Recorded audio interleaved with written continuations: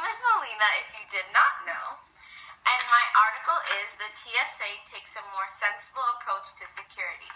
So basically the subject of this article is the TSA, and they're the head of the security at airports. So the occasion of this article is during the holiday time, is that's when people like to travel a lot. And usually there's like a hustle and bustle in the airport with a lot of lines, and it's not really a great experience. But one thing is improving, and that's the TSA. They're trying to do more like steps to make the experience more without like hazards around it, with like potential terrorists and stuff, but also make it more enjoyable for the people, that they don't have to wait online for so long during their checkpoints. So here we go. The speaker of this article is the editorial board of the USA Today. This gives the authors automatic ethos, since they are an editorial board. So basically they have lots of experience writing these types of pieces. As I said, the occasion is the travel around the holidays. So the passage begins to talk about how holiday air travel seems to get more and more unpleasant passing each year. But one part of the airport experience has been improving, which is the TSA, as I said before. The audience of this is the general public and the TSA, I guess. So the purpose of this article is to show that the TSA is taking steps to improve the ease of travel. However, there's still a long way to go with improvements. They're just taking minor baby steps. The author uses quantitative evidence and ethos in one sentence to prove his or her argument. The author begins to explain that as a result of some improving changes made by the TSA, complaints are down more than 25% and wait times have been reduced, which TSA Administrator John Pistol said. The author uses this person is because John Pistol was an administrator, and so therefore you can definitely believe his evidence.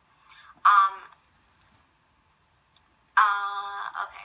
So after that, the author begins to qualify his argument by saying that there's still plenty of room for improvement, which is also an appeal to logic, which is logos. That even though the TSA is making more progressive steps, there is still more that needs to be done.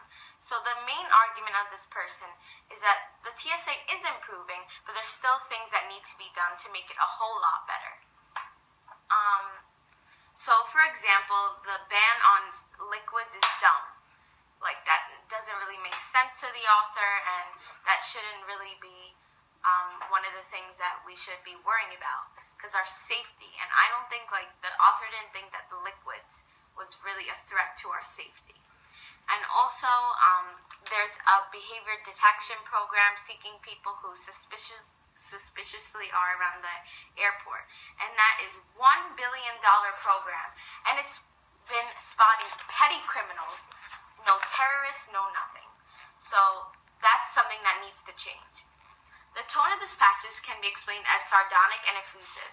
The tone can be described as sardonic because the author explains that the ban on certain liquids is dumb. It is turning the airport security into less of a search for terrorists and more of a search for stuff. The tone can also be described as effusive because the author does approve of the pre-check program. The pre-check program is a program that basically lets some people out of like taking off their shoes and jackets during the checkpoints when you have to go through security. Because of this program, wait times have been reduced. So altogether, I feel like the TSA really needs to improve, even though they're taking small baby steps. Like the ban on liquids that the author says that needs to like maybe be stopped. And also this $1 billion program, I'm not really sure about that. And two questions that I have for you guys are,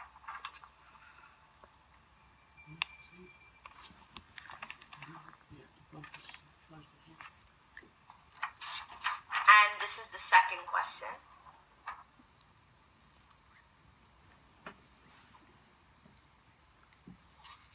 So So it says, even though the new rules have cut down on the complaints from travelers and made it convenient to various groups, the critical question is, do these new rules make it easier for terrorists and potential terrorists?